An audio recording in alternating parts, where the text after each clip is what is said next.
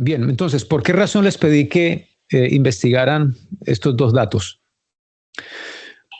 Ahora, claro, yo les animo a que sigan investigando para entender de dónde sale Abraham, ¿no? De qué circunstancias, por qué él vio necesario salir de Ur de los Caldeos, que era una ciudad puerto muy importante, póngale así parecido Nueva York, un puerto de distribución, una ciudad fuerte. Entonces, Abraham, según la Biblia, como tal vez ya conocemos, nació en Ur de los Caldeos, al sur de Mesopotamia, lo que ahora es Irak. Y como ustedes han dicho, Ur fue la capital de la tercera dinastía. Y justo en esa época, o poco después, existió uno de los sistemas de impuestos más sofisticados de la antigüedad. El sistema más famoso se llamaba BALA, como con B-A-L-A, que significa intercambio o turno. Entonces era una recaudación centralizada de bienes, ¿no? De grano, ganado, ovejas, pescado. También había trabajo obligatorio, lo que llamaban corvea, que es de donde viene la palabra corbán, que también la estaremos mirando más adelante, la palabra corbán a la cual el Señor se refirió. Entonces, todo se registraba en tablillas, como alguien dijo, y después de la caída de Ur, durante la época de Abraham, los impuestos siguieron evolucionando, ¿no? También encontramos el código de Hammurabi, que regula explícitamente obligaciones tributarias, rentas de tierras y castigos por evasión de impuestos. Eso de evasión de impuestos no es nuevo. Nosotros pensamos que esto es algo moderno. No, esto viene desde antes. Entonces, en resumen, ya no era solo tributos a impuestos, perdón, tributos a templos, sino que era ya un Estado centralizado con una burocracia profesional que controlaba la economía. Entonces, en Canaán, cuando Abraham se traslada a Canaán, las ciudades-estado, lo que llamamos ciudades-estado, las llamamos ciudades-estados porque estaban ya organizadas. Las ciudades-estados cobraban tributos, grano, ganado, trabajo, y lo que nosotros entendemos como diezmo, por ejemplo, el famoso diezmo de Abraham en la Biblia, en Génesis 14, recuerden, estamos hablando ya de Abraham que había salido de Ur de los Caldeos. Ahora, hago un paréntesis antes de entrar en el diezmo. Cuando Abraham sale de Ur de los Caldeos, sale en medio de esta crisis política, social, económica, porque Ur de los Caldeos, como dijo el hermano Israel, llegó a ser sitiada por mercenarios, tuvo problemas de inmigración, y es que a toda civilización le sucede lo mismo, y hay un ciclo, ¿no? De toda civilización tiene el mismo ciclo, especialmente cuando ya hay prosperidad, ahí es donde comienza la corrupción, comienza la negligencia. ¿Por qué? Porque hay prosperidad, ya no hay que trabajar como trabajaron los que fundaron, los que comenzaron, y eso es lo que sucede también en cualquier congregación, ¿no? Los que vienen después no aprecian el trabajo de los que comenzaron, ¿cierto? Y se aprovechan de la abundancia, y la abundancia va generando irresponsabilidad, negligencia, corrupción, y eso va degenerando el bien que antes existía, y ya las virtudes que ahora, que antes comenzaron la fundación y el comienzo, ya no existen, y por eso se degenera la persona, el grupo de personas, la sociedad, la civilización. Entonces, Ur de los Caldeos como civilización ya iba en descenso. Es lo mismo que le está pasando a Estados Unidos, lo mismo. Lo mismo que le pasó a Babilonia, lo mismo que le pasó a Egipto, lo mismo que le pasó a Roma, lo mismo que le pasó a Atenas y a cualquier civilización que haya crecido poderosamente en la historia. Es el mismo ciclo. Ur de los Caldeos iba de descenso, y es ahí donde Dios le dice a Abraham: sal de tu tierra, de tu parentela, sal de tu ciudad, sal de este medio, y yo te voy a mostrar una ciudad mejor. Recordemos que Hebreos 11 así lo dice: salieron buscando una ciudad con fundamentos. Si hubiesen todavía estado pensando, dice Hebreos, en la que salieron, tenían tiempo de regresar. pero Dios les mostró de que estas civilizaciones terminan y que el Señor ahora les va a mostrar una mejor forma, ¿no?, de establecerse. Y es lo que Abraham sale sin saber para dónde iba, pero con una visión de construir una mejor ciudad. Volvamos al diezmo. Entonces, después de la batalla, Abraham entrega el 10% del botín al rey sacerdote Melquisedec, que era rey de Salem, porque Jerusalén siempre ha existido. Bueno, existió antes de que fuese llamada Jerusalén en los tiempos de Israel. La ciudad de Salem ya existía. Y aunque es un personaje y una ciudad llena de misterio, porque no se dice mucho de Melquisedec, sino se menciona solamente en ese pasaje y no vuelve aparece en los Salmos y aparece en Hebreos, pero no se sabe mucho de Melquisedec, tampoco se sabe mucho de Salem. Entonces, mire que Abraham le entrega el 10% del botín a un rey, al rey que también era sacerdote, porque la palabra Melquisedec no es un nombre propio. La palabra Melquisedec tiene el mismo sentido o connotación como la palabra presidente, primer ministro, rey, monarca, déspota, dictador, ¿no? Emperador. Melquisedec significa rey, Melqui, rey, Sedec significa justicia, o en muchas, dependiendo del contexto, Sedec también significa caridad. Si usted, por ejemplo, busca la palabra, ahora, si alguien tiene acceso al Internet y usted busca la palabra Sedec, okay, voy a ver si puedo compartir con ustedes mi pantalla. Quiero mostrarles algo interesante de la palabra Sedec.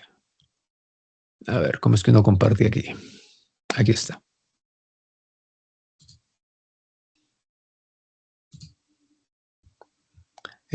Pregunta, ¿pueden ver lo que estoy compartiendo o no? No. Todavía no. Ahora creo que aún. Sí. Muy bien. Entonces, la palabra Sedec, esta palabra, Sedec, T-Z-E-D-E-K. Si usted busca la palabra Sedec, que es de donde viene Melquisedec, en hebreo, usted va a encontrar que significa justice, significa righteousness, significa equity o equidad. Y usted va a encontrar una cantidad de agencias o de organizaciones de caridad, ¿okay?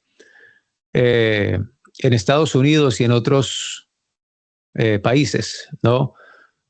Porque la palabra Sedec también significa caridad, significa justicia, no en el aspecto legal, sino en el aspecto de compasión. Entonces, este Melquisedec, rey de justicia, recibe de Abraham el 10%.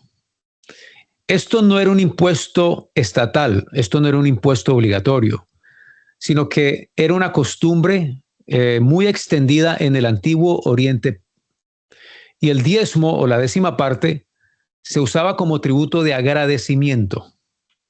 Era una ofrenda religiosa. Era un pago a un protector aliado, lo cual da a entender de que Abraham reconoció a Melquisedec, al rey de justicia, como un aliado, como un sacerdote, más que todo como un sacerdote. Entonces el diezmo en aquel entonces era una práctica normal entre reyes. Y muchos historiadores ven aquí un reflejo real de cómo funcionaban los tributos en esa región hace 4,000 años. Muy bien.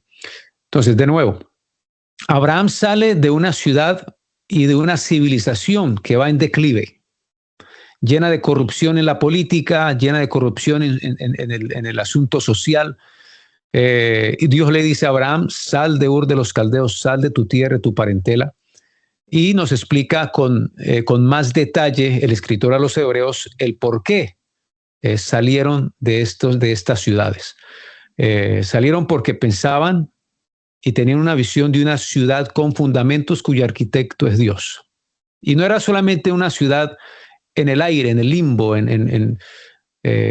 abstracta, no, sino que Abraham recibió de Dios, como veremos más adelante, principios, virtudes, de cómo establecer lo que se conoció como Israel. Porque cuando hablamos de ciudad, estamos hablando en realidad de una nación, porque el Señor le dijo que Él sería padre de naciones, que Él sería, que de su descendencia saldrían reyes. Entonces, claro, Él sale con esa visión, que Dios le iba a mostrar a Él cómo establecer un reino, ¿okay? Cómo establecer una nación con virtudes, con principios, cuyo arquitecto es Dios. Vamos entonces, hermanos, a el tema de hoy. Ya tenemos este contexto de qué estaba sucediendo en los tiempos de Abraham. El por qué Dios vio la necesidad de establecer una nación con principios, una nación con fundamentos. Entonces, sale Israel de Egipto. Ellos claman a Dios, Dios los escucha, Dios entonces les envía un Salvador, en este caso Moisés. Al igual que las naciones paganas que centralizaban su patrimonio nacional en templos y lo resguardaban en estatuas de oro, como vimos en la clase pasada, ustedes recuerdan la estatua de la diosa Atena en el Partenón, recuerdan la estatua del templo de Saturno en Roma, que eran los departamentos de tesoro. Bueno, el becerro de oro no fue simplemente un ídolo de adoración. Y eso es lo que nosotros, gracias a Hollywood, gracias a los dibujos que veíamos en la escuela dominical, eso es lo que nosotros entendemos de que este becerro era solamente un ídolo. Bien. Pero el becerro de oro no fue simplemente un ídolo. En realidad, el becerro representó sobre todo un fondo de reserva destinado a financiar una nación. Piensen, ellos acaban de salir de la protección de un país, de una nación, de Egipto. Ellos ahí tenían sepulcros donde morir, porque ellos mismos lo dicen. Ellos recibían pan gratis, bien, recibían un beneficio social de parte del padre de la nación, en este caso Faraón. Ellos estaban inscritos, como hoy, por ejemplo, muchas personas en necesidad se inscriben a servicios federales o servicios estatales financiados por el Estado. Eso es lo que Israel era en Egipto. Entonces ellos salen de este sistema y estaban en cierta manera protegidos, aunque sin libertad, pero tenían provisión. Muy bien. Ahora, ellos salen al desierto, nada más y nada menos que al desierto. Y Faraón tenía razón. Cuando Moisés viene a Faraón y le dice, deja ir a mi pueblo, Faraón tenía razón cuando le dicen, bueno, ¿y quiénes van a ir? No, todos vamos a ir. Y él les dice, ustedes están, tú estás mal, tú no estás considerando que vas para un desierto. Vas a llevar ancianos, mujeres y niños. Por eso en una ocasión él les dice, vayan los hombres, vayan ustedes y adoren. Vayan, adoren a su Dios en el desierto y regresen. No estás estudiando bien el asunto, no sabes lo que a lo que te vas a enfrentar. Entonces, en cierta manera, Faraón tenía razón, porque están abandonando la protección, la provisión que les provee el Estado egipcio para ir a un desierto. Entonces, salen de Egipto.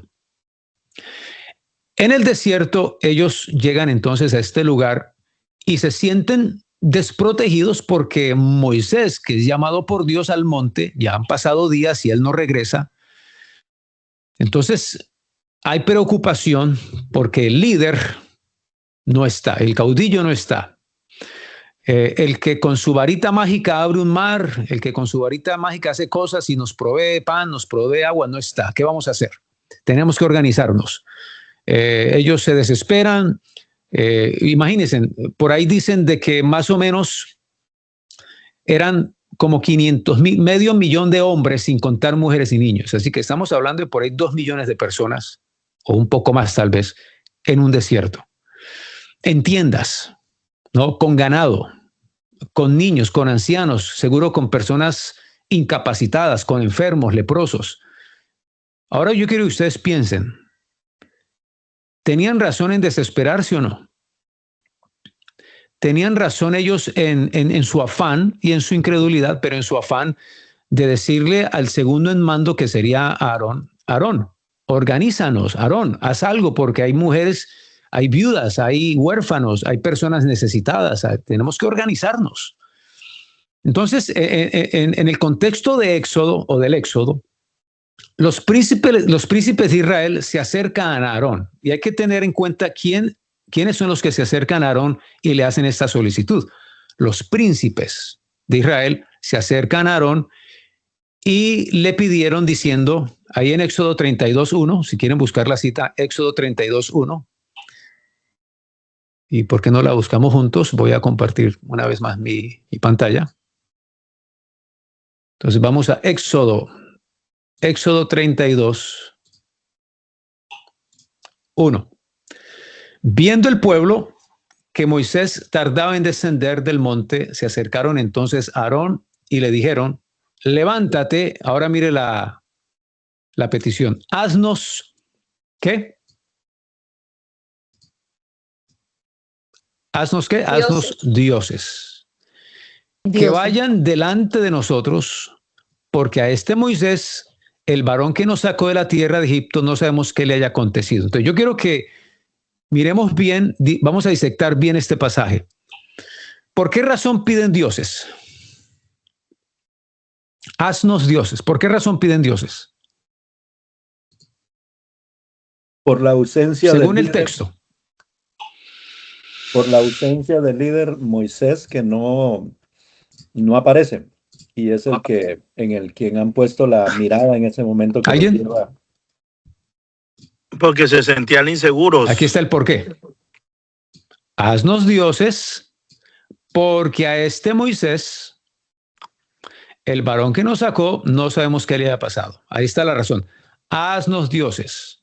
¿Por qué? Porque a Moisés no sabemos qué le pasó. Pregunta. ¿Moisés era de madera, de metal, era de yeso? ¿Moisés era una estatua? No. ¿O Moisés era un hombre? No, un hombre. Ahora en el micrófono porque no lo escucho, hermano. Era un hombre, hermano. Era un hombre común y corriente. Claro. ¿Qué era Un Moisés? hombre que representaba a Dios para ellos. Un enviado. No los escucho.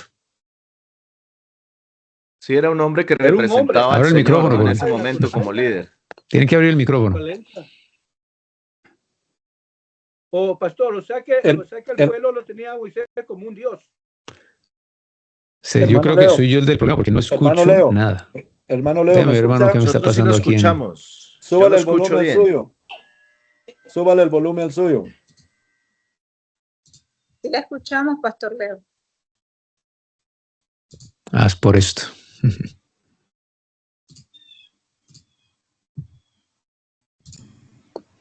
¿Alguien puede hablar? Yo creo que yo soy el del problema. Leo, hermano Ahí Leo. no Era un escucha? líder. ¿Sí me escucha, hermano Leo? ¿Nos escucha ahí? ¿Escucha? ¿Aló? ¿Aló? ¿Aló? Yo lo escucho, hermano Leonardo. ¿Qué habrá pasado con mi audio? No escucho nada. El hermano León lo escuchamos, pero Bueno, él no entonces- nos escucha a nosotros. No escucha él. Moisés era un hombre. Ellos están pidiendo, Aarón, haznos dioses. Ahora, cuando dice haznos, ¿a quién se refiere? Haznos. Estamos hablando de los príncipes. Están diciendo, como no sabemos qué le pasó a Moisés. Bien, entonces haznos dioses que vayan delante de nosotros. Entonces ellos están pidiendo, la solicitud es que el sacerdote Aarón haga de ellos o elija entre ellos, entre los príncipes, dioses. Bien, y aquí es donde la palabra Elohim, porque esta es la palabra que encontramos aquí en el hebreo, la palabra Elohim, bien, aquí está. Elohim, bien, dioses. ¿Ok? Ahora, la palabra Elohim, además de referirse a la divinidad, se usa en las escrituras para designar magistrados y jueces. Bien, Repito, la palabra Elohim no solamente se refiere a una divinidad, sino que se usa por deferencia a magistrados y jueces. Entonces, esto indica que la petición de los príncipes no era tanto idólatra, sino implicaba la instauración de un sistema administrativo sustentado en la riqueza concentrada en el becerro de oro. Entonces, ante la ausencia de Moisés, que era el líder y el mediador, los israelitas no buscan solo un objeto de culto, sino una estructura de gobierno que les garantice orden y estabilidad en el desierto. Recordemos que la religión y el gobierno estaban casados, era una sola cosa, así que no podemos ver solamente esto desde el punto de vista religioso, espiritual, abstracto, sino que esto tiene una aplicación tangible, una aplicación en esta dimensión. Entonces, en la mentalidad de ellos, el oro no era mero símbolo religioso, sino una herramienta de poder económico y político, reflejo del sistema egipcio. Por eso Esteban, en su discurso, dijo, en sus corazones se volvieron ¿a dónde? A Egipto. No es que se regresaron literalmente, sino que establecieron el mismo sistema de gobierno en el desierto, establecieron el mismo sistema de gobierno del cual habían salido. Entonces, este modelo no era extraño en el mundo antiguo. En Egipto, el faraón era considerado un dios que administraba los recursos del reino a través de templos y sacerdotes. Entonces, los templos funcionaban como centros de culto, pero también de poder económico y político. Y esto es precisamente lo que los príncipes están pidiendo. Muy bien. Ahora, es que quisiera saber por qué no puedo escucharlos.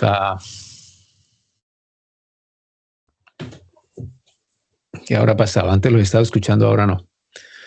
Hermano, conéctese y desconéctese a ver si de pronto le sirve. Yo sé que el hermano está hablando, pero no encuentro la razón. ¿Será?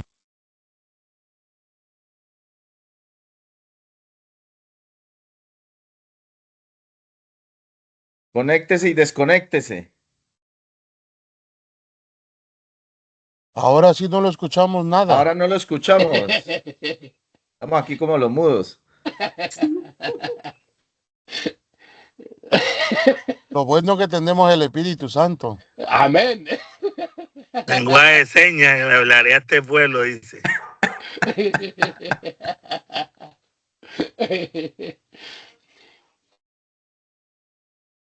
Están muy recocheritos hoy, yo. Pónganse serios.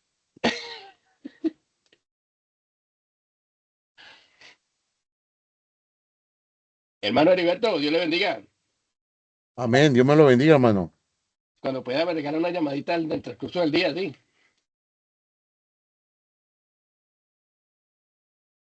Uy, están Por favor. haciendo citas y todo, oiga, que está poniendo bueno esto. Ahí. Eso, se van a gastar algo, gasten. Inviten también, que aquí hay muchos. Me invitaron para el norte.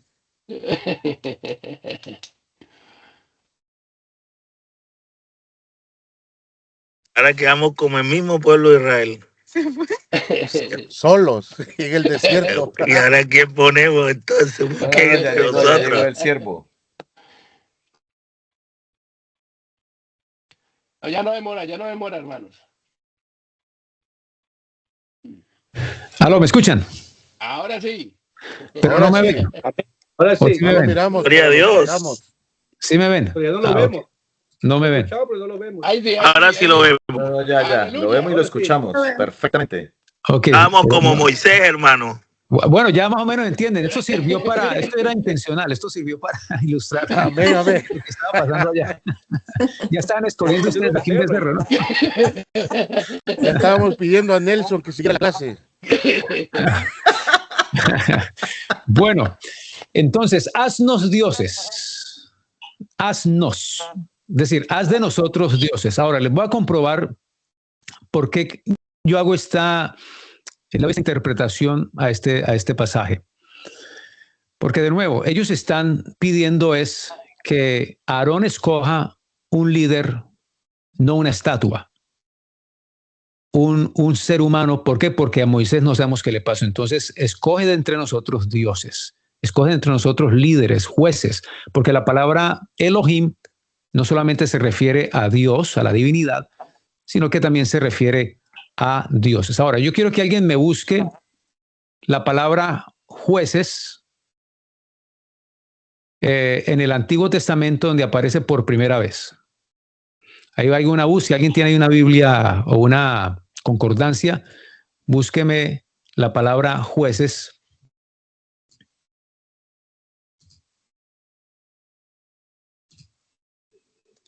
Como aparece la primera vez en el Antiguo Testamento. Y creo que es en Éxodo 21. Éxodo 21 es 6. Si alguien me confirma. La primera vez que aparece la palabra jueces.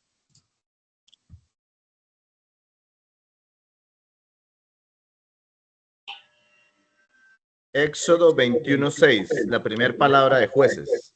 Sí, la primera vez que aparece en el Antiguo Testamento. Sí. Ok, Sí, ahora señor. búsqueme Sí, señor. en el hebreo qué palabra se usa allí para esa palabra jueces en español. Búsqueme en el hebreo.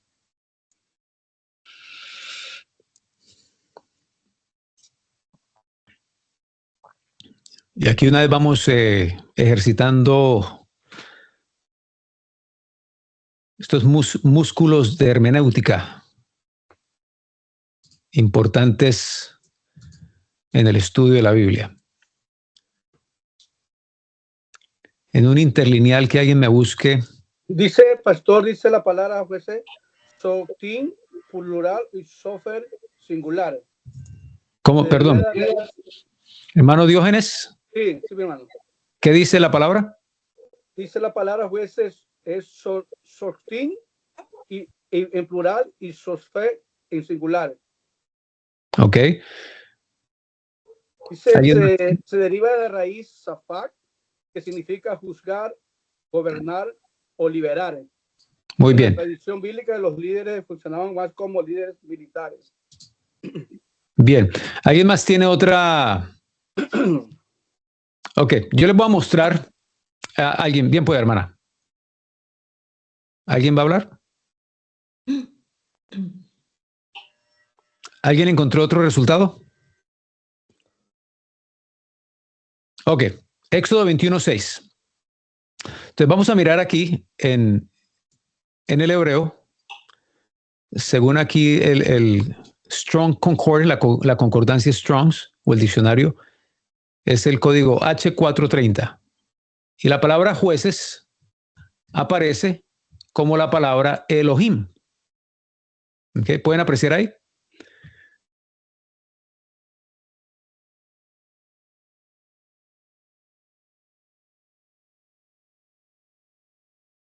Dijo que Elohim, ¿no?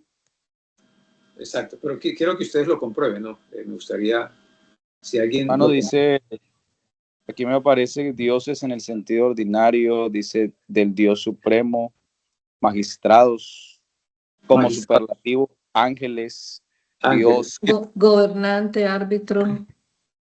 Excelente. Entonces, como ustedes pueden ver, Elohim no solamente se usó para hablar de Dios, del Dios único, sino que por deferencia se usaba para hablar de los jueces y los magistrados.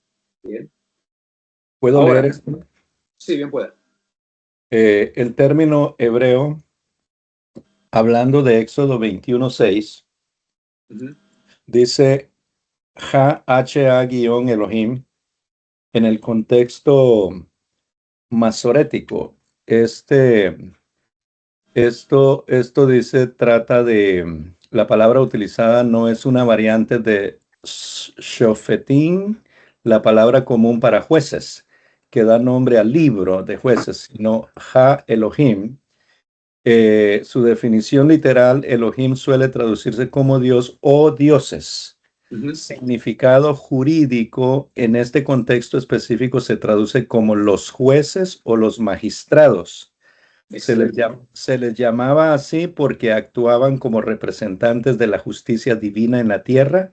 Sus decisiones tenían autoridad teocrática. Excelente. Entonces, ahora entendemos ¿qué quiso decir el Señor cuando le dice al pueblo de Israel que no tuvieran alianza con los dioses de las naciones paganas? Ujú, Bien, no se estaba refiriendo a estatuas. ujú. Es que para esto hay que tener sentido común. A ver, usted iría a una estatua a hacer un contrato, a tener un acuerdo con una estatua, con un monumento.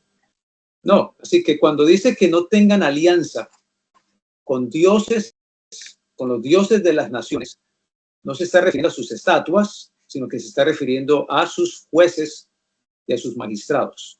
Bien, ahora, vamos a comprobar esto más, porque no basta solamente con uno o dos textos, que con dos textos de pronto, pero vamos a comprobarlo un poco más. Vamos al Salmo capítulo 82. Salmo 82.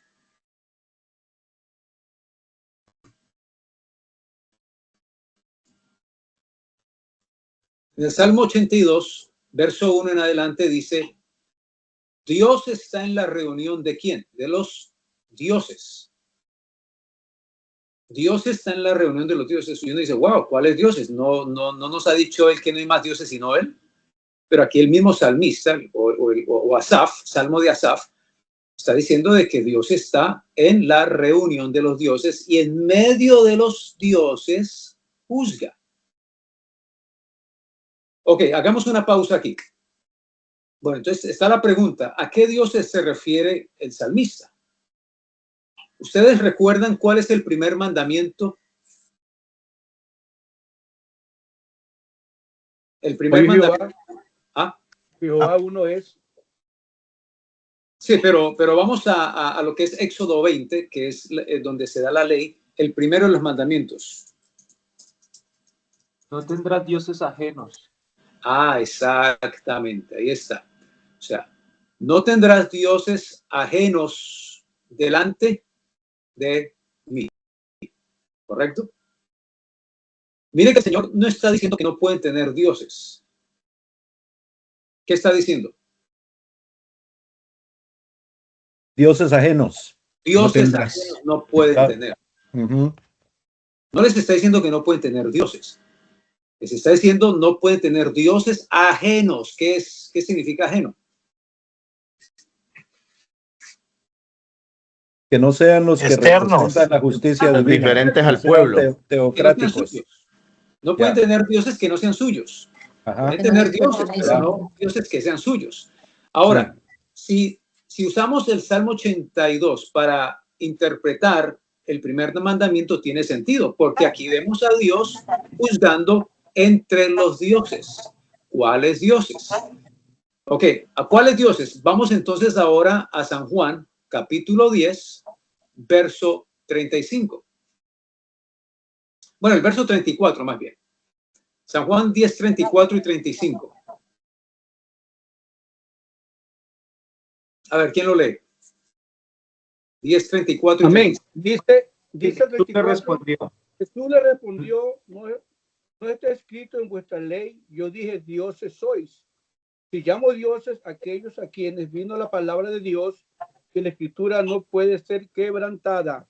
Excelente. Entonces, el mismo Jesús les dice, ¿por qué se escandalizan si en la ley está escrito de que ustedes, los gobernantes de Israel, son dioses? No se escandalicen. ¿Y a quienes llamó dioses la palabra? A los 70 hombres que subieron con Moisés al monte y comieron delante de Jehová. A ellos vino la ley, a ellos vino la palabra de Dios. Ellos ahora son los encargados de juzgar, por lo tanto son Elohim, son dioses para el pueblo de Israel, y eso lo vemos confirmado en el texto que leímos acerca de los jueces en Éxodo 32, creo que fue, donde aparece jueces como Elohim. Entonces, volviendo al Salmo 82, el Salmo 82 sigue diciendo de esta manera: ¿hasta cuándo juzgaréis injustamente y aceptaréis las personas de los impíos? ¿A quién Dios le está hablando? A los dioses de Israel. a los jueces entre los cuales Dios está presente juzgando. Pero ellos están juzgando mal. Ellos no estaban haciendo la voluntad de Dios, sino que estaban, en vez de defender al débil y al huérfano, no les estaban haciendo justicia, ni al afligido ni al menesteroso. Verso 4. Libren al afligido y al necesitado. Líbrenlo de las manos de los impíos. Yo dije, vosotros sois dioses y todos vosotros hijos del Altísimo. Pero como hombres moriréis y como cualquiera de los príncipes caeréis. Entonces aquí la palabra Dios no se está refiriendo a divinidades eternas o celestiales, sino a hombres con capacidad de juzgar en la tierra, en este caso los jueces de Israel. Entonces el primer mandamiento se entiende a la luz de esto. No tendrán dioses ajenos. No les dijo no pueden tener dioses, simplemente no pueden tener dioses de otras naciones. Tienen que ser sus propios jueces que juzguen mi ley, porque entre otras cosas en Israel no habían legisladores. ¿Okay? Es más, el rey no era un legislador. La única ley que había era la que Dios había dado. No habían legisladores. Tanto el rey como los sacerdotes y los jueces tenían que juzgar de acuerdo a la ley de Dios. Dios era el legislador. Entonces no había, como en este país hay una rama ejecutiva, judicial y legislativa. Sabemos que la ejecutiva es la presidencia, sabemos que la legislativa, los que hacen las leyes son el Congreso, y la judicial es la Corte Suprema. Pero en Israel no había un ente legislativo, no existía. Ellos solamente tenían judicial y ejecutivo. Ellos solamente podían juzgar de acuerdo a la ley de Dios, nada más. Bien. Ahora, antes de seguir, quisiera saber si este punto quedó claro, si hay alguna pregunta, si a alguien le parece esto interesante o no. A ver. Dios le bendiga, hermano Leonardo. Amén, hermano Jonathan. No, parece interesante, pero una pregunta que quisiera hacer. ¿Esos dioses eran elegidos por el pueblo o cómo ellos llegaban a ese estatus de ser dioses, esos tribunales o representar, o eran elegidos por Moisés? Mi primera pregunta. Buena pregunta. Yo opino que eran, bueno, no opino, es la costumbre, si usted, por ejemplo, busca información rabínica, Israel se establecen como asambleas autónomas. ¿Okay? Cada sinagoga es como una asamblea autónoma. Ellos escogen su rabí, ellos escogen sus jueces. Es prácticamente casi una república. Yo diría que Israel, tal como el Señor la diseñó y en su clímax, fue una república pura. No era una democracia, era una monarquía, pero a la vez era una república pura. Es decir, la autoridad no venía desde arriba, la autoridad venía desde abajo, desde las raíces, porque eso es lo que Dios buscaba, un pueblo libre, un pueblo descentralizado. Y eso lo dijo una página, lo encontré en una página que yo creo que está en los pies de notas, en las notas. Una vez alguien escribió un artículo que decía que la razón por la cual Israel no pudo ser destruida en el tiempo es porque ellos estaban descentralizados. Sí, había la centralización de algunas cosas, pero no del poder patriarcal. Es decir, ellos seguían siendo patriarcas, seguían siendo tribus autónomas conectadas una con otra por medio del sacerdocio, pero en cuanto a autonomía administrativa eran autónomas. Bien. Como las asambleas y muchas congregaciones. Entonces, los príncipes y los jueces eran escogidos desde abajo. Por ejemplo, y eso lo vemos muy palpable en la decisión de Hechos capítulo 6, cuando los apóstoles, al ver que el trabajo se les había crecido y no podían atender a todo mundo y que las viudas de los helenistas se estaban quejando, entonces ellos dijeron, bueno, no es justo que nosotros estemos pasando esto. ¿Y cuál fue la decisión? Busquen entre ustedes. Ellos no dijeron Tin Marín de Don Pigüé, no. Ellos dejaron a la congregación, busquen entre ustedes hombres que llenen estos requisitos, ¿bien? Y tráiganlos. Creo que fue también lo que sucedió cuando el Señor alimentó a la multitud. Porque piensen, 12 hombres para alimentar más de 10,000 personas, porque solamente se contaron 5,000 cabezas y eran hombres, no se contaron niños ni mujeres, así que estamos hablando de más de 10,000 personas. ¿De qué manera se pudo distribuir los panes? ¿No? ¿De qué manera se distribuyó toda esta comida? Entonces, ahí en ese pasaje dice que los hicieron sentar en grupos de 50, de 100 y de miles. ¿Okay? Claro, ahí al escritor se le olvidó hablar de las decenas, de los 10, porque primero era un grupo de 10, luego grupos de 50, grupos de 100 y de ahí en adelante. De esta manera, entonces, 10 familias elegían a un servidor, elegían un ministro. ¿Okay? Y eso fue lo mismo que sucedió cuando Moisés, que estaba hasta aquí y el suegro entonces le da el consejo. Busque hombres entre el pueblo, ¿no? Y pienso que fue el mismo sistema. El pueblo entonces buscó entre ellos hombres porque ¿quién más iba a conocer en su comunidad qué persona tenía estos requisitos, llenaba esta lista, ¿no? de exigencias para poder ser un ministro que no fuese avaro, que no se pudiera comprar, un hombre cabal, un hombre íntegro? Claro, quienes conocen mejor a su gente son la gente de la propia comunidad.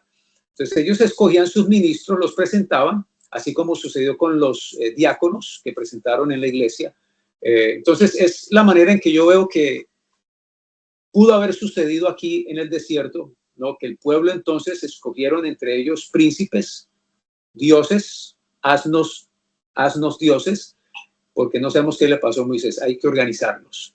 Y la idea de Aarón, que no conocía otra forma de gobierno, su mente se regresó a Egipto y dijo, bueno, allá estamos, este gobierno está organizado de esa manera, vamos a organizarnos de la misma manera.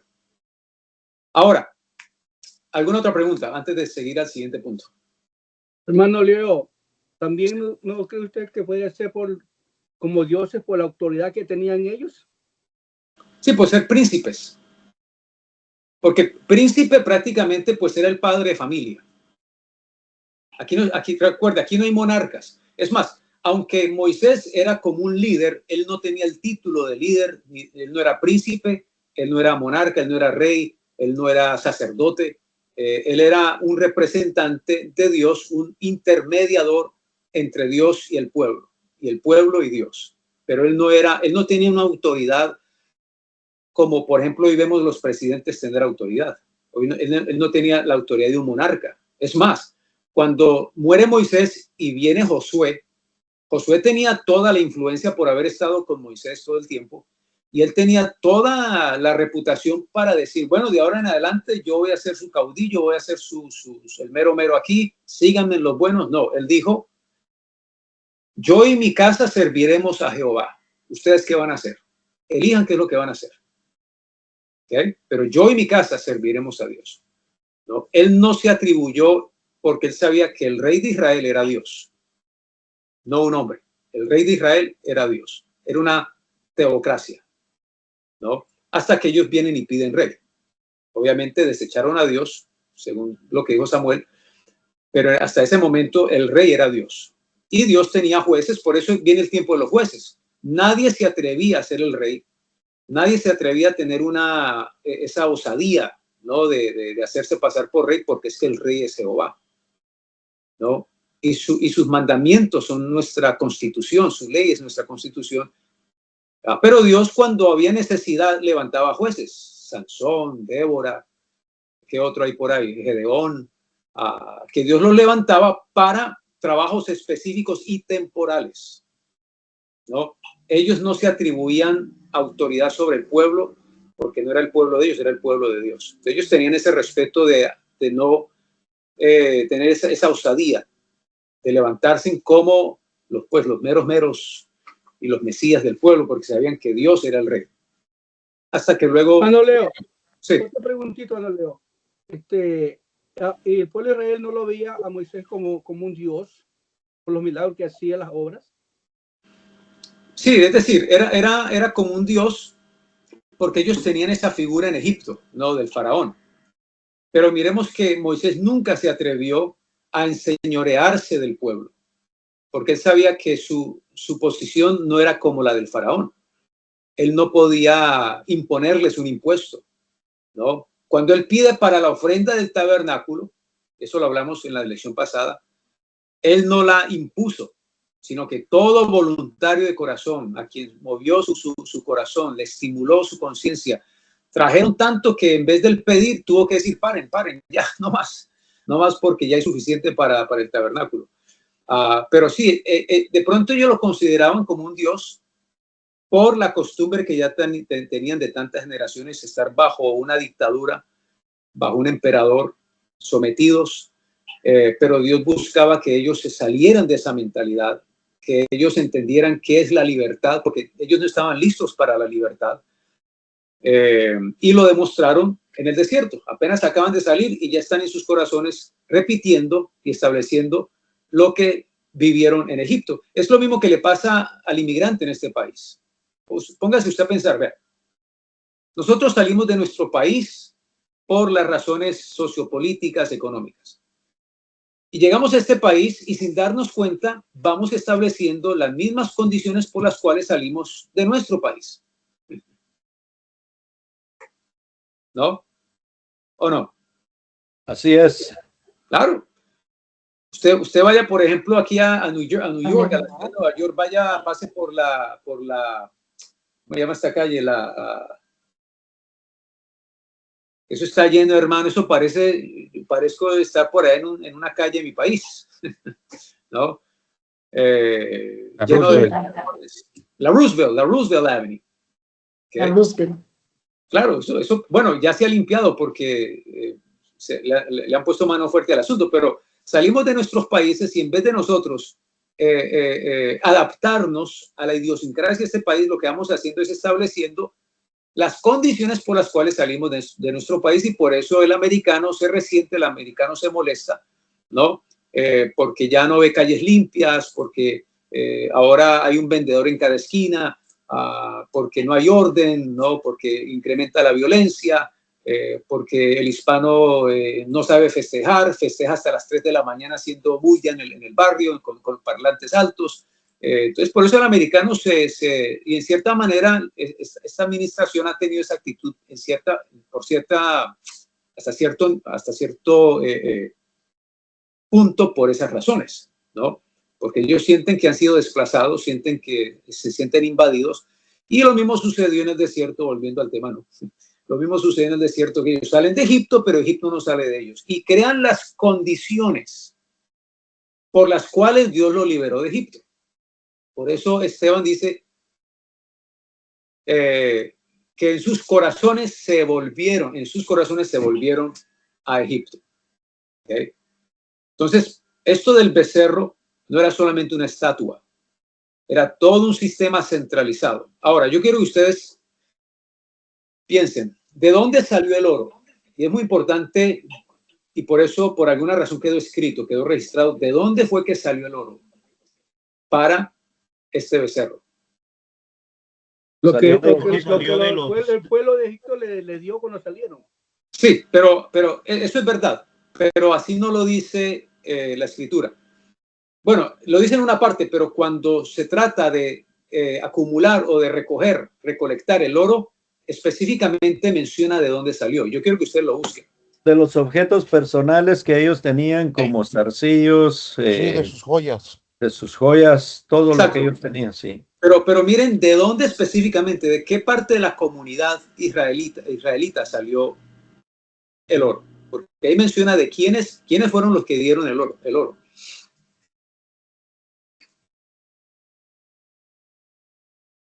Pidiendo lo de los egipcios. Pidiendo de los egipcios aljabas de plata y oro y vestidos. Sí, pero las mujeres, los egipcios. ¿Ah? Mujeres, bueno, la cita. A ver, eso está en Éxodo. Y Jehová dio gracias. Está en Éxodo 32:2. Éxodo 32:2. porque Éxodo 32 es el capítulo donde se menciona el becerro de oro. Entonces, en el verso 1, los príncipes le dicen, haznos dioses. Y en el verso 2, Aarón, que era sacerdote y entendía, Aarón sabía muy bien, por ahí hay una tradición judía que dice que Aarón era entendido en las artes del templo. ¿Okay? No sé qué significa, pero son interesantes. Aarón era un hombre entendido, conocedor de las artes del templo. Entonces Aarón les dice, apartad los zarcillos de oro que están en las orejas de vuestras mujeres, de vuestros hijos y de vuestras hijas. ¿Okay? Vamos entendiendo por qué al Señor le desagradó esto. Esto no es solamente por una estatua. Ahora, ¿qué fue lo que aprendimos en la lección pasada acerca del oro? ¿Qué es el oro? ¿Qué representaba el oro? Bueno, el oro representaba, era como una forma de economía para ellos guardar, claro, lo más preciado que ellos tenían. Exacto, el patrimonio. La riqueza del pueblo. La riqueza del pueblo y de la familia. Entonces aquí Aarón pide específicamente, no le dice a los príncipes que traigan su oro, sino que le dice, traigan el oro de las mujeres, de vuestros hijos y de vuestras hijas, y traédmelos. Entonces todo el pueblo apartó los zarcillos de oro que tenían en sus orejas y los trajeron a Aarón. Y él los tomó de las manos de ellos y les dio forma con buril e hizo de ellos un becerro de fundición. Entonces dijeron, Israel, estos son tus dioses que te sacaron de la tierra de Egipto. Y viendo esto, Aarón edificó un altar delante del becerro y pregonó a Aarón y dijo, mañana será fiesta para Jehová. Al día siguiente madrugaron y ofrecieron holocaustos, y presentaron ofrendas de paz, y se sentó el pueblo a comer y a beber y se levantó a regocijarse. Ahora, esa expresión no es literal. Recuerden que el hebreo es un idioma muy simbólico. No es literal como tampoco lo es literal el pasaje que dice, echa tu pan sobre las aguas que después de muchos días lo hallarás. ¿Ustedes creen que ese pasaje es literal? ¿Ustedes creen que en realidad Dios quiere que usted agarre el pan que tiene aquí toda la comida que tiene en la nevera y se la tire a los patos y a los peces? No. Habla de la palabra. Okay. Entonces hay expresiones que no son literales y no podemos interpretarlas como literal. Eso que dice que el pueblo se levantó a comer y a beber y a regocijarse, está hablando de negligencia. Es decir, ¿para qué se presentaban ofrendas? ¿Para qué se presentaban especialmente cuando hizo ofrendas de paz? ¿No? Recuerde lo que sucedía en los templos. Aunque no tenían templo ellos, porque no estaban todavía en la tierra prometida, no habían llegado todavía, pero sí edificaron un altar en el desierto. Ahora, pregúntense por qué Dios no castigó a Aarón. A mí siempre eso me llamó mucho la atención. Dios no castigó a Aarón. Es más, no le dijo nada. ¿O sí? No. ¿Por qué? ¿A quién hizo el Señor responsable del becerro y de ese sistema? Aarón.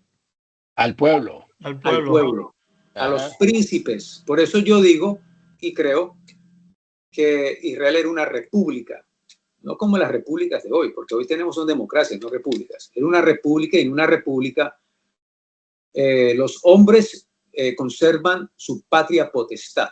En las democracias y demás sistemas de gobierno, los hombres le entregan su patria potestad al gobierno, al Estado, a delegados y a representantes.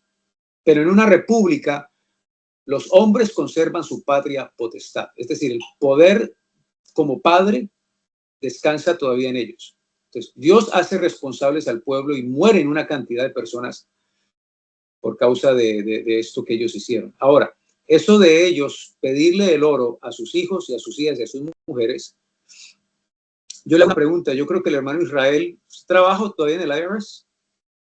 Todavía. Ok, hermano Israel, el Social Security, Bien, este beneficio de retiro. Cuando yo me retire, usted se retire y todos estemos aquí retirados, ese dinero en realidad ¿de dónde sale? ¿Sale de lo que me quitaron o sale de quienes hoy están pagando el Social Security? Literalmente de los que hoy están pagando el Social Security. Es decir, lo que a mí me sacan y a usted le sacan, en realidad no lo están ahorrando. Nosotros le estamos pagando a los que se están retirando hoy. En cierta manera está siendo administrado así. Ok. Sí. Es decir, que si mi hijo no trabaja y no paga su Social Security, yo no tengo retiro, ¿correcto? No tendrían, definitivamente no. Por eso es ley que todo el que trabaja debe de pagar el Social Security. Es ley. Porque al retirarse y nunca aportó, entonces no tiene derecho. Ok, entonces yo quiero traer este concepto Sí. a el hecho, al por qué le pidieron fue a los hijos y a las hijas que ellos pusieran su patrimonio para este sistema centralizado de economía y de poder. Porque así también funcionan los gobiernos de hoy. Sí. Si la generación que viene detrás de nosotros no trabaja y no paga el Social Security, para usted y yo no va a haber retiro. Ajá. Es decir, hemos creado, hemos hecho de la generación nueva deudores. Así es. Y esta es la razón por la cual Dios detesta todo sistema centralizado. Porque nos convertimos todos en deudores. Y lo estamos haciendo por imposición. ¿Okay? No por voluntad, no por libertad, sino por imposición. Volviendo al tema. Así es. Entonces, hermanos, esto del becerro de oro no era solamente una estatua, y como lo pintan las películas de Hollywood, que estaban danzando y cantando con tamboriles alrededor de una estatua.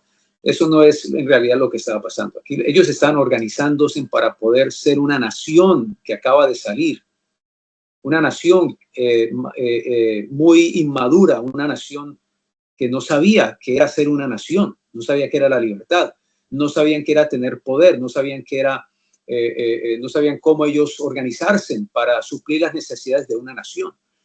Entonces le piden a Aarón, y Aarón, ¿qué hace? Aarón viene y repite lo que sucedía en Egipto. ¿Okay? Por eso en el desierto, en varias ocasiones, ellos lloraron.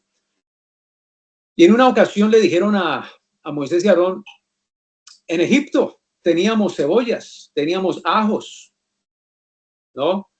Que nos daban gratuitamente. La palabra de balde, dice de balde, pero en realidad voy a buscar ese pasaje, no lo tengo en las notas, pero eso está ahí en el...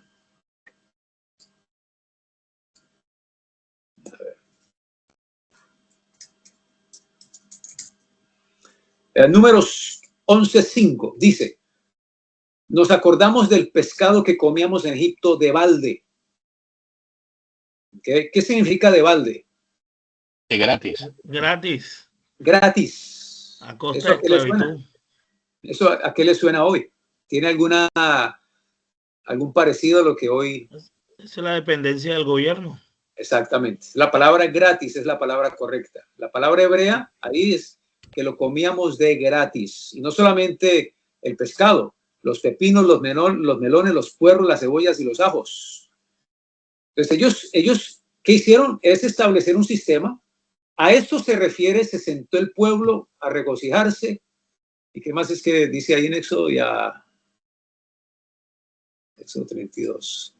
Se sentó el pueblo con tamboriles, hicieron fiesta, supuestamente para Jehová, ¿no?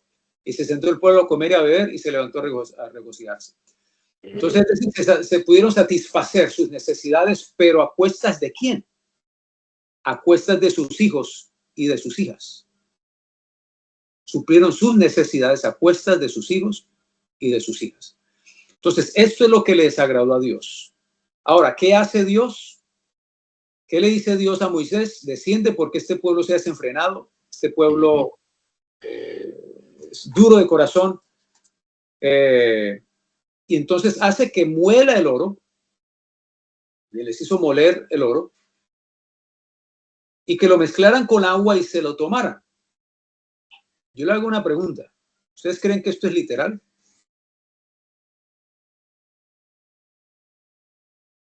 ¿Qué puede pasarme si yo me tomo un vaso de agua mezclado con oro en polvo?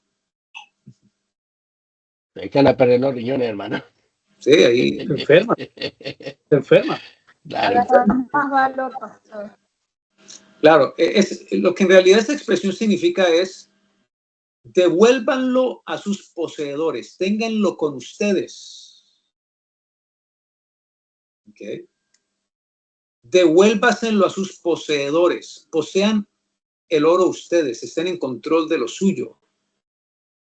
Y luego entonces en el tabernáculo, con la construcción del tabernáculo, les enseña que si me traen algo, me dan algo, háganlo voluntariamente. Háganlo porque a ustedes les nace, no por imposición, no como las naciones paganas, no como las naciones que están en Canaán, razón por la cual el Señor las sacó de allí porque se corrompieron, se dañaron, ¿no? ¿Por qué? Porque eso es lo que el hombre ha repetido durante estos 4.000, 5.000 años de historia.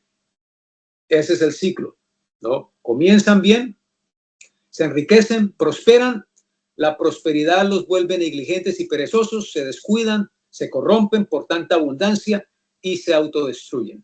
Y Dios vuelve y levanta. Y así ese es el ciclo de las naciones. Claro, ese ciclo termina cuando aparezca Cristo y establezca el reino eterno donde mora la justicia, la verdad y la paz. Ahí termina ese ciclo, ¿no? Esto es lo que el Señor le estaba enseñando a Abraham. Bien. Esto es lo que el Señor le mostró a Abraham. Esto es lo que le enseñó a Samuel, le enseñó a Moisés. Esto es lo que le enseñó al pueblo de Israel. Ser una nación ejemplar, la niña de sus ojos, ¿no? Ellos serán cabeza y no cola. Prestarán y no pedirán prestado.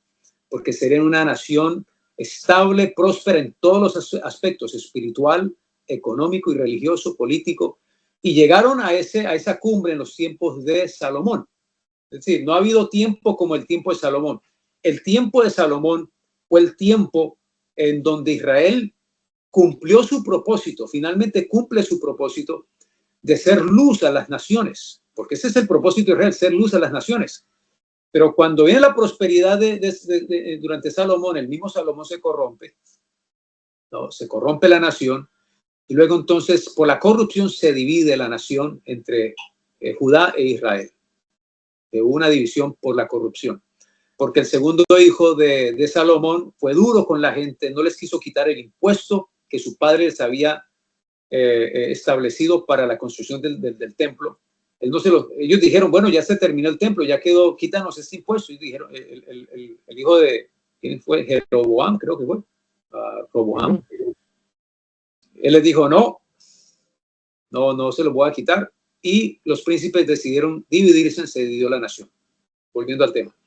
Pero entonces, también, hermano Leonardo, ¿quién pueda? pero también todo ese problema también suscitó con Salomón, porque también Salomón, cuando él también buscaba mujeres, adaptaba a las costumbres de los dioses paganos, y también esa mezcla también permitió muchas cosas. Eso es verdad, así es. Entonces, el abandonar la palabra de Dios, el abandonar la ley de Dios, porque recordemos que cada rey de Israel tenía que escribir una copia de la ley a mano, ¿okay? Y meditar en ella todos los días para que su corazón no se corrompiera. Parece ser que Salomón se le olvidó la ley de Dios, parece ser, no, se olvidó de Dios, se corrompió, y así vino entonces la decadencia espiritual de nuevo, lo que le pasa a toda civilización, ¿no? Le pasó a Israel, que culminó en el año 70 con la destrucción total de este sistema levita y político de Israel. Entonces, mis hermanos, se nos fue el tiempo en el becerro de oro. Dios mediante, la próxima lección vamos a hablar, porque el siguiente punto, denme un minuto, yo busco aquí las notas.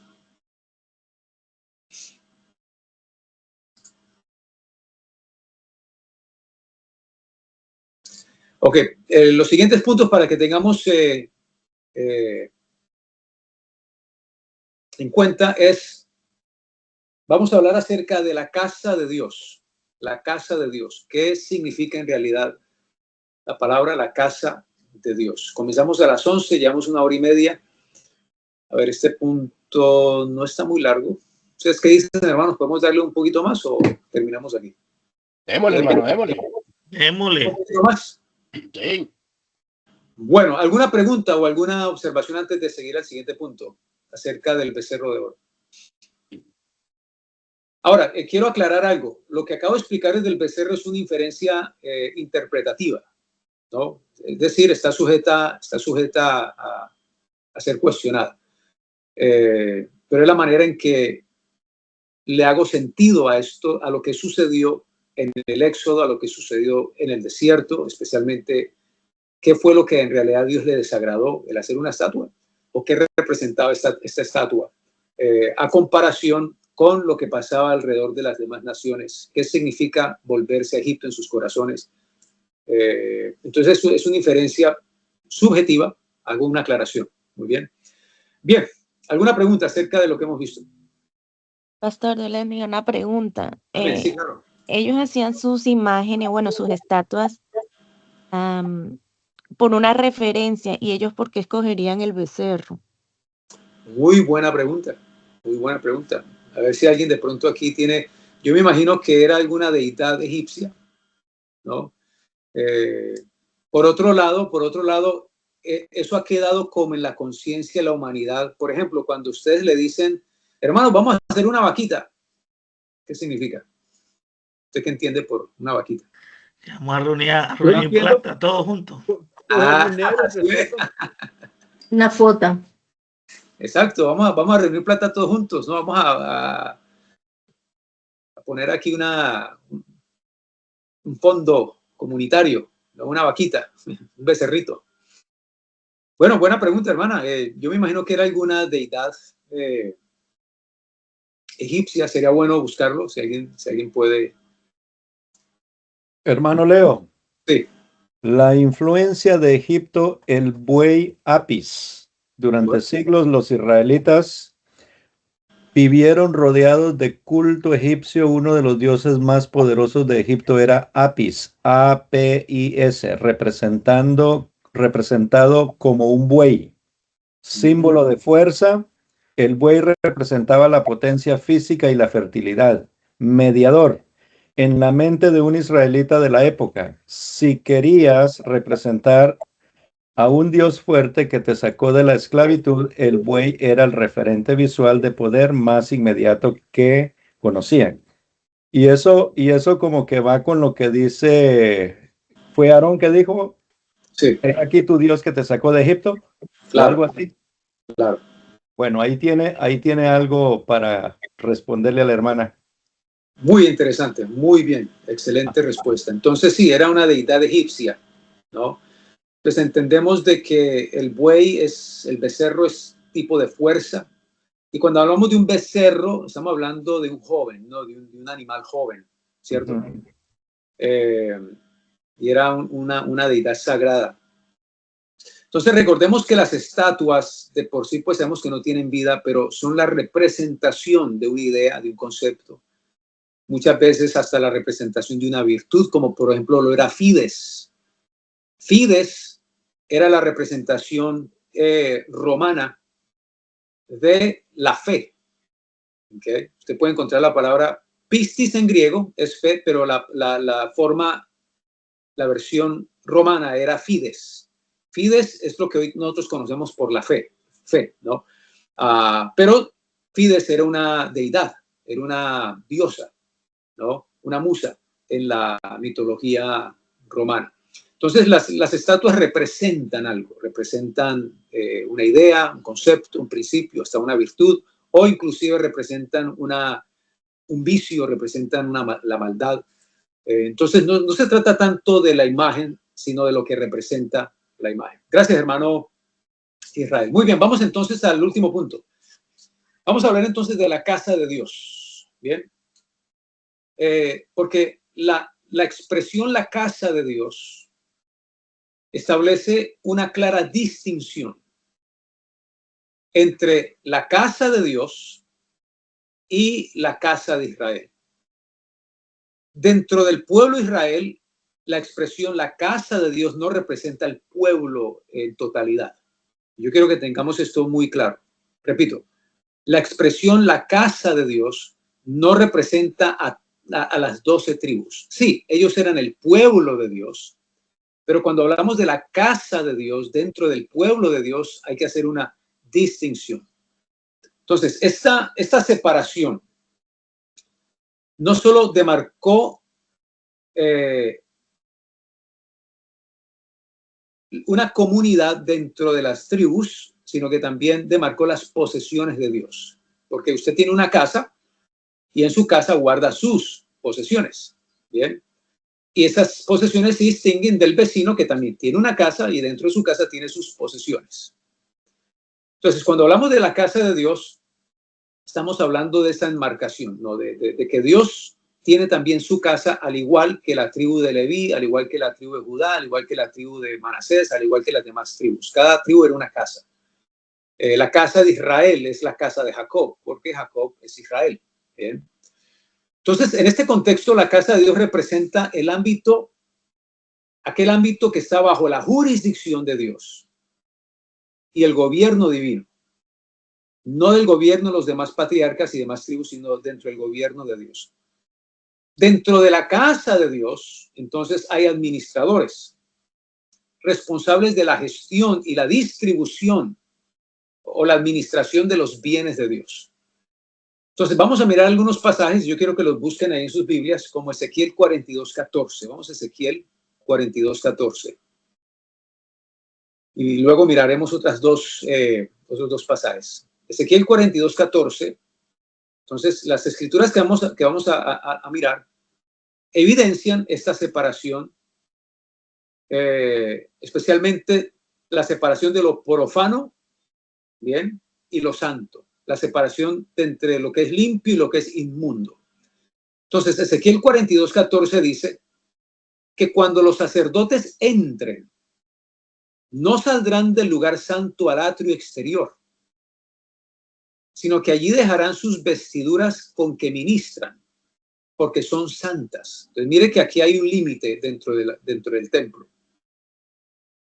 Entonces, cuando los sacerdotes entren a las cosas que son del pueblo, dice que no podrán salir del lugar santo al atrio sin dejar sus vestiduras con que ministran, porque las vestiduras son santas. Se vestirán otros vestidos y así se acercarán a lo que es ¿de qué?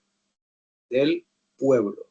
Un sacerdote, supongamos que hoy tuviésemos esa práctica, usted no podría acercarse a la gente con el traje con que predicó el domingo. No. Usted tendría que bajarse del púlpito, meterse en un cuarto, cambiarse e ir a saludar a la gente. ¿Bien? Entonces, también en Ezequiel 22:26 dice, Ezequiel 22:26, sus sacerdotes violaron mi ley y contaminaron mis santuarios. Entre lo santo y lo profano no hicieron diferencia, ni distinguieron entre inmundo y limpio. ¿Okay? Probablemente ellos tomaron ofrendas de manera indebida y permitieron que cosas entraran a la casa de Dios de manera equivocada, de manera indebida. Y aquí, hermanos, ¿sabe que esto me lleva mucho siempre a lo que pasó con Ananías y Zafira? Ustedes recuerdan que Ananías y Zafira, ellos vendieron su propiedad y ellos decidieron en su corazón, nadie los obligó, decidieron en su corazón traer esto y dárselo al Señor en manos de los apóstoles. ¿Recuerdan? Ok, esto está ahí en Hechos. Vamos a Hechos porque esto es interesante y tiene mucho que ver con esto. Por eso dije al principio en la introducción de que estamos rescatando principios de la antigua administración que son útiles ahora en el nuevo pacto. Entonces, en Hechos, eso está en Hechos 5. Entonces dice, pero cierto hombre llamado Ananías con Zafira su mujer vendió una heredad y sustrajo del precio, sabiéndolo también su mujer, y trayendo solo una parte, la puso a los pies de los apóstoles. Pregunta,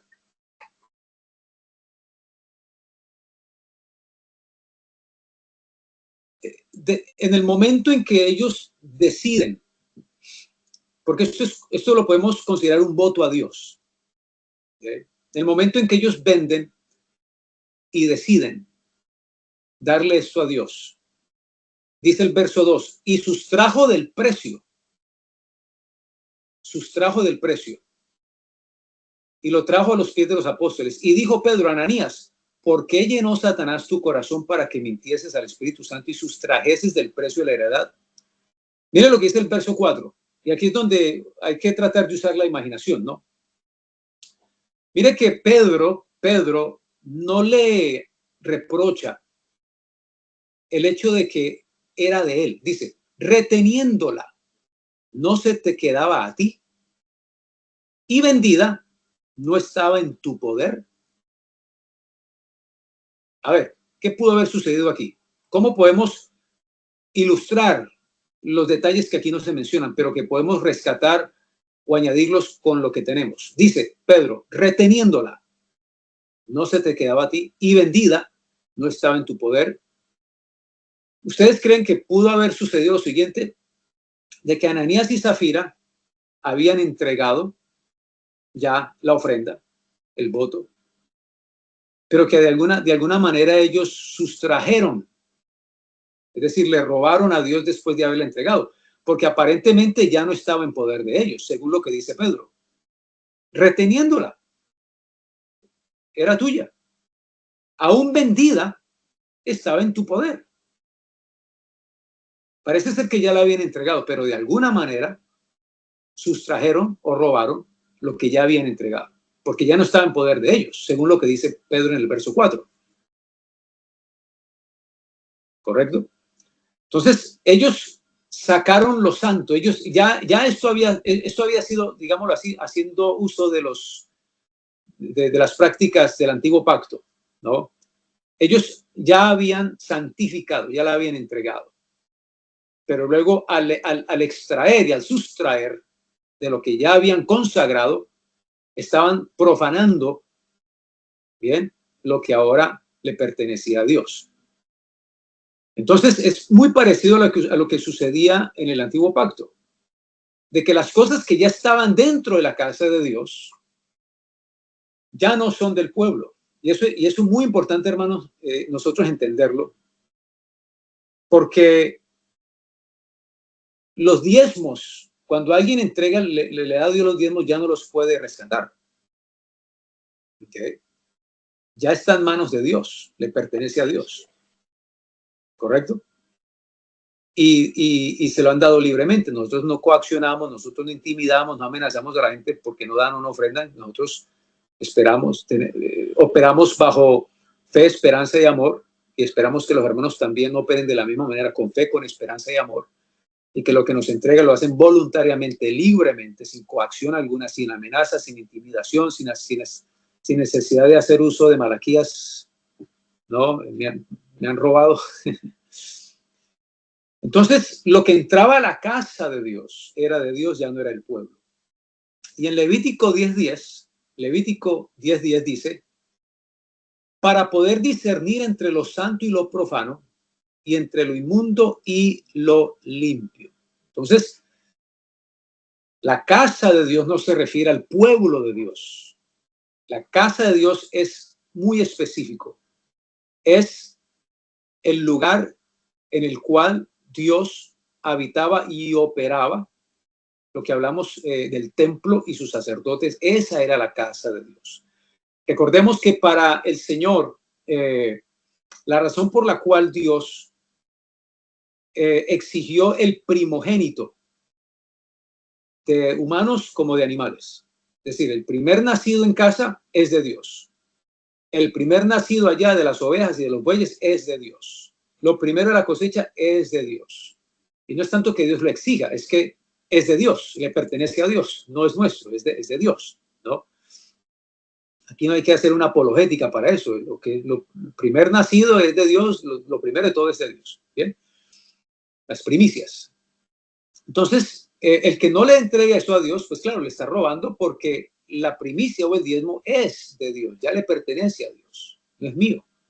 Dios tampoco nunca lo desechó ese principio. En la Biblia nunca dice que Dios dijo, bueno, de ahora en adelante el diezmo es suyo y la primicia es suya, ya yo renuncio derecho a ello. Nunca en la Biblia se dice eso. Así que si nunca el Señor renunció a ese derecho, ¿qué quiere decir? Que sigue siendo de Dios.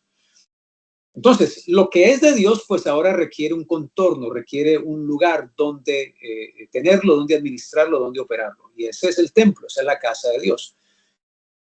Ahora, pregunta, ¿por qué razón Dios le pide a Abraham a su hijo, a su único, a su primogénito? ¿Qué en realidad Dios estaba buscando con esta petición? ¿Qué es lo que Dios quería establecer? Recordemos, Abraham salió porque él tenía una visión, establecer un reino, establecer una ciudad con fundamentos.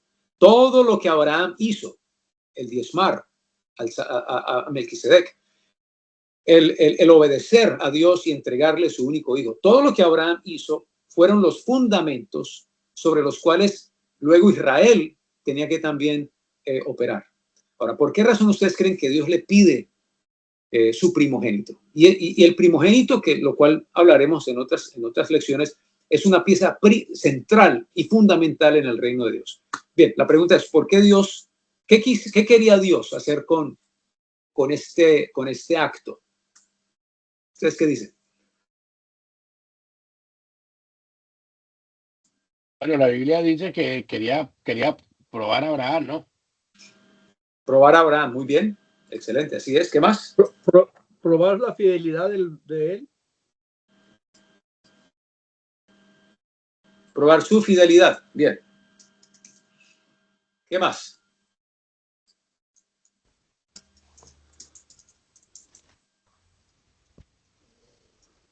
Obediencia. Bueno, de pronto Obediencia. quizás demostrarle a Abraham un sentido de pertenencia. Sentido de pertenencia, ok. Quizás Abraham se destinaba más al hijo que a Dios. Muy bien, ok. Ok, vamos a Números 3:12.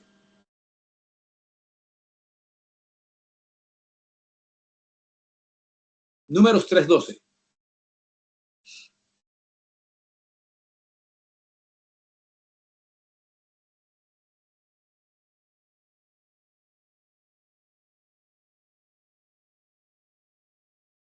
Números 3:12 dice, he aquí, yo he tomado a los levitas de entre los hijos de Israel ¿en lugar de quién? De todos. De todos los primogénitos. De los Ok. primogénitos. Ahora pregunta. ¿De cuáles primogénitos ustedes creen que él está hablando? ¿Quiénes son los primogénitos? Los primeros nacidos. En casa. En casa, Correcto. sí, señor. Primero nacido en casa. Bien. Sí. Ok. Entonces, eso da a entender que el primogénito de la familia, y eso sucede todavía, es decir, no con tanto énfasis, pero eso sucede todavía. Usted, por ejemplo, ¿a quién hace responsable en la casa? Si usted tiene más de 2 hijos. ¿A quién? El mayor. Al mayor. ¿A quién usted le dice que cuide a los menores si usted no está? Al primero. Cuando usted se va de la casa, ¿no? Se va de viaje, pastor, y deja a su esposa y a sus hijos en casa, ¿usted qué le dice al mayor? Que es la responsabilidad de él. Yo le digo, bueno, amigo, cuide de sus hermanas, cuide de su mamá, uno va a estar, cuide de la casa, cierren las puertas, todo lo que yo le entrego mis facultades, le entrego mis funciones. ¿A quién? Al hijo mayor. ¿Ok? Y esto es muy importante, hermano, entenderlo para poder entender el sistema que Dios buscaba en Israel como reino. Los primogénitos, entonces, eran quienes, como dijo también, dice ahí, el mayor servirá ¿a quién? Al menor. Al menor. El mayor servirá al menor. Es decir, el mayor verá por el bienestar del menor. Es decir, el reino de Dios es un reino de servidores, de ministros. ¿Okay? De quienes tienen la responsabilidad o quienes tenían la responsabilidad de ver por las tiendas eran los primogénitos. Bien. Quienes tenían la responsabilidad de velar por los huérfanos y las viudas eran los primogénitos. En la antigüedad, como vimos en la clase pasada, los primogénitos eran los sumos sacerdotes de la casa, a quienes se le encargaban estos templos y lugares altos de los cuales hablamos en la lección pasada. Eran los primogénitos, porque el mayor servirá al menor.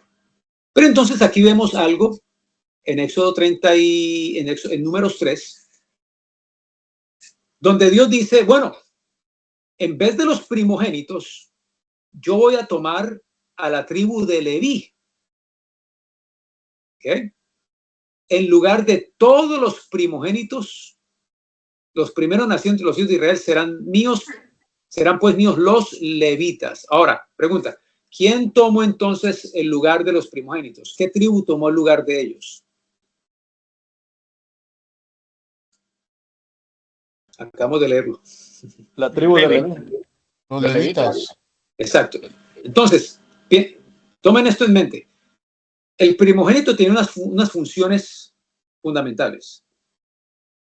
Pero ahora los levitas toman el lugar de los primogénitos, también significa que toman sus funciones. Lo que me da a entender a mí es que si no hubiese sido por los levitas, entonces todo primogénito debía pagar servicio en el templo a cierta edad y hasta cierta edad. ¿Ok? Tiene sentido. Ellos hubiesen tenido que pagar servicio en el templo de cierta edad hasta cierta edad para poder mantener el reino, porque es que estamos hablando de un reino, de una nación, de un país, ¿no? Más que todo, no un país, una nación. Y Dios tiene que organizar de alguna manera para suministrar, para operar, para que el reino de Dios, en el reino de Dios no hayan necesitados, no hayan hambrientos, no hayan viudas, no hayan huérfanos, no hayan necesidades, etc. Entonces, los levitas tomaron el lugar de los primogénitos. Entonces dice el Señor en el verso 13 de Números 3, porque mío es todo primogénito, desde el día en que yo hice morir a todos los primogénitos de la tierra de Egipto. Santifiqué para mí a todos los primogénitos en Israel, así de hombres como de animales míos serán. Ahora usted entiende qué fue lo que pasó en Egipto, porque esto no era solamente en Israel. El primogénito es una pieza fundamental en la familia. Y en la antigüedad era importante el primogénito. Cuando una mujer no podía tener hijo varón, eso era, hermano, eso era un tormento para una mujer no tener hijo varón. Una mujer que se llenaba de mujeres en la casa era un tormento. Porque ahora, ¿quién la va a cuidar cuando ella sea viuda o cuando ella esté anciana? ¿Quién va a ver por ella? ¿Bien?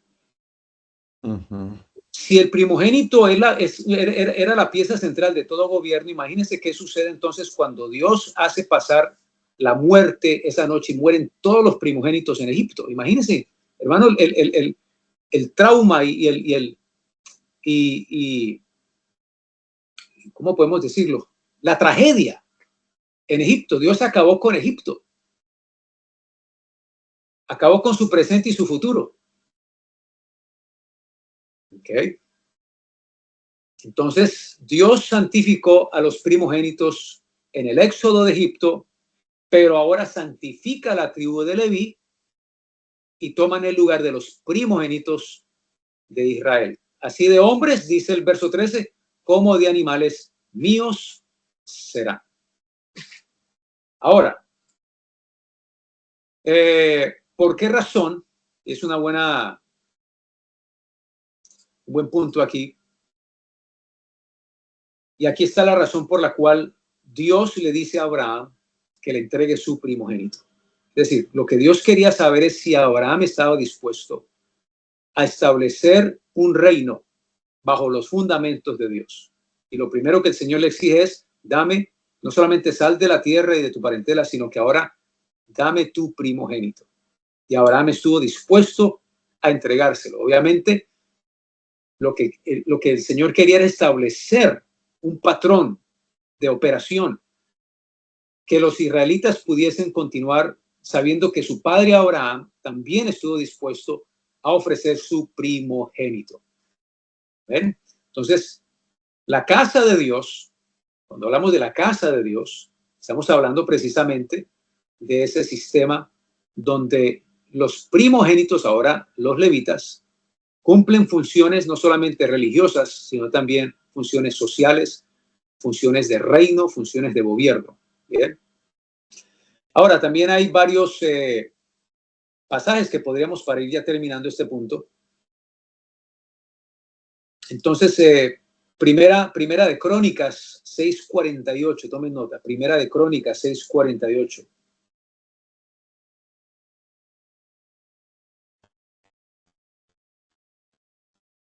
Entonces, Primera Crónica 6:48 dice, y sus hermanos los levitas fueron puestos sobre todo el ministerio del tabernáculo de la casa de Dios. Casa de Dios. Amén.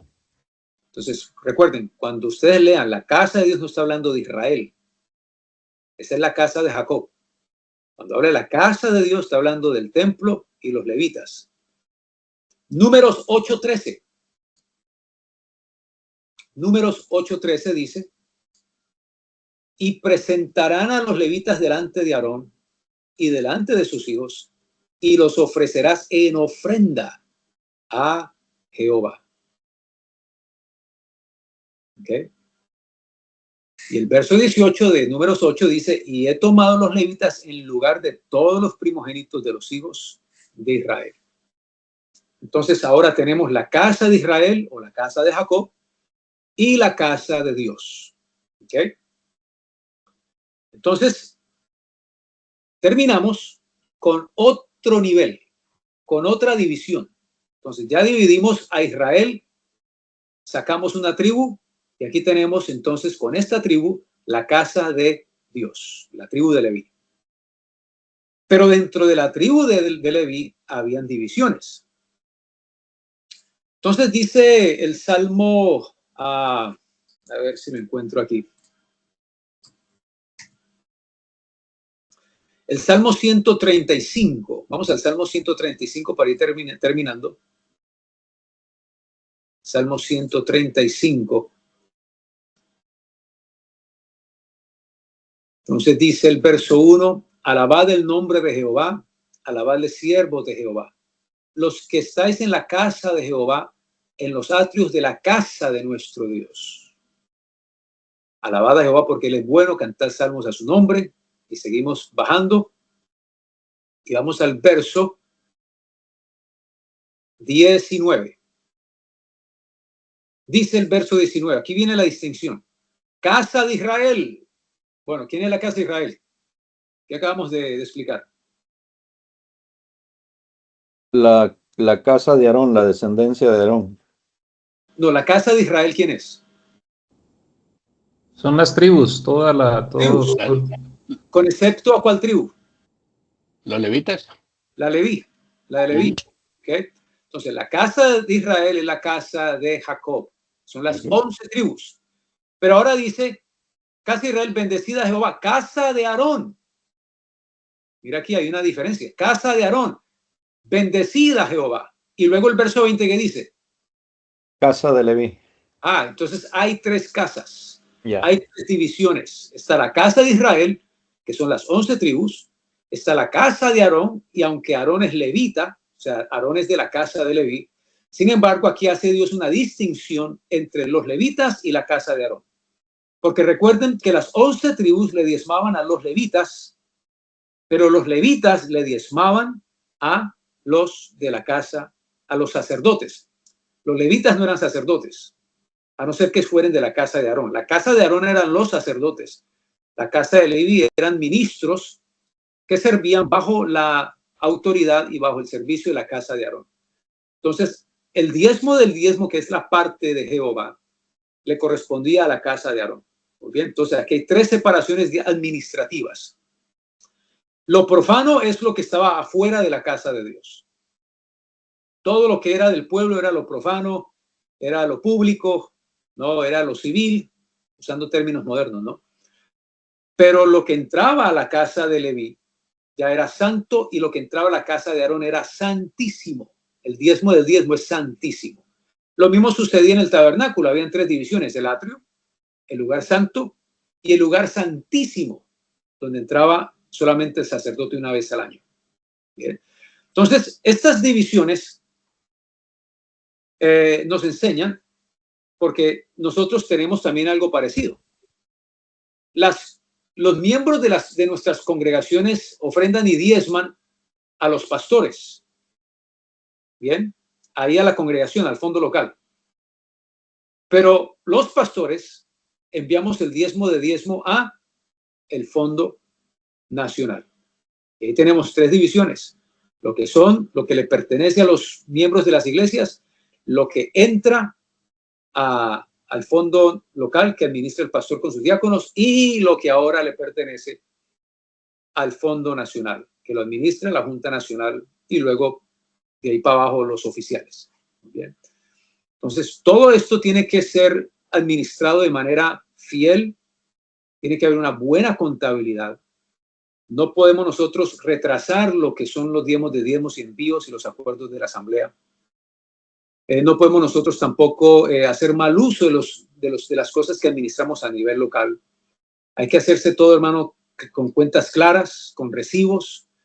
Lo de nuestro salario, hacerlo como debemos hacerlo. Si hay que hacer un ajuste de salario, usted necesita más hablar con el supervisor y con los diáconos de la iglesia, porque entre el supervisor y los diáconos de la iglesia se establece el salario del pastor. Bien. Entonces, miremos cómo hay que reconocer estos niveles de administración y respetar lo que al otro le pertenece, es decir, lo que al siguiente nivel le pertenece. Muy bien. Entonces, estas divisiones ayudaron al pueblo a entender qué es lo profano, qué es lo común y qué es lo que le pertenece a Dios. Un pasaje más, Números 4:18. Números 4:18. Aquí Dios hace énfasis. Bien. Hace énfasis en la importancia de saber distinguir estos límites. Números 4:18 dice: no haréis que perezca la tribu de las familias de Coat de entre los levitas, para que cuando se acerquen al lugar santísimo vivan y no mueran. Haréis con ellos esto, 2 puntos. Aarón y sus hijos vendrán y los pondrán a cada uno en su oficio y en su cargo.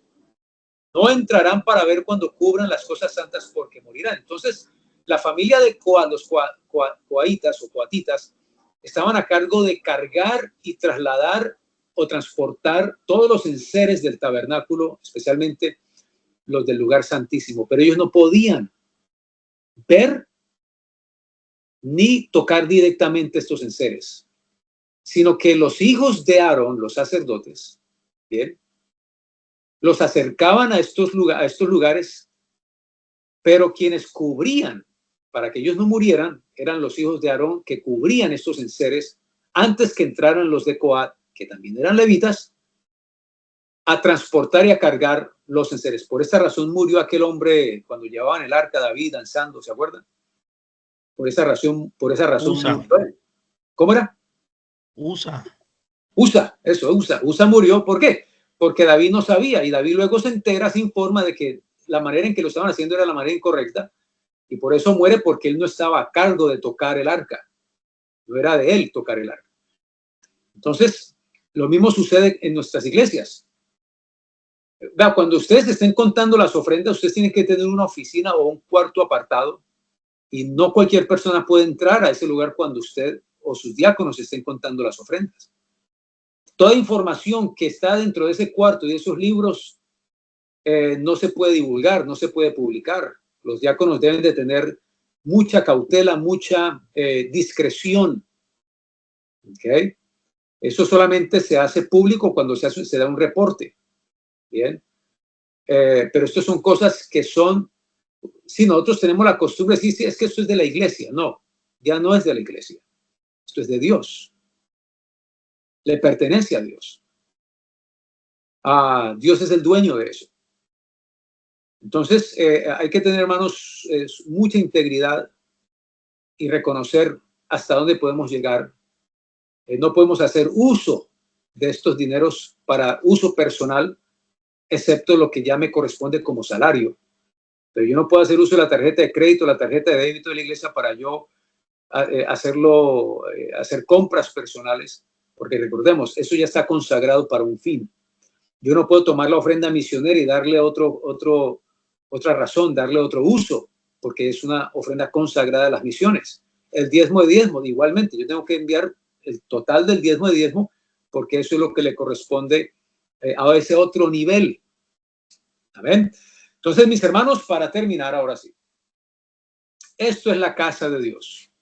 Y ya vamos entonces entrando en lo que es la administración, teniendo en cuenta los principios, los fundamentos que establecen las cosas de Dios, cómo se estableció Israel en la antigüedad, qué le pertenece a Dios, qué no le pertenece a Dios, qué es del pueblo, qué no es del pueblo, y cómo eso hoy nos afecta y qué podemos extraer de estos principios como guardianes y administradores y mayordomos de las cosas de Dios. Amén.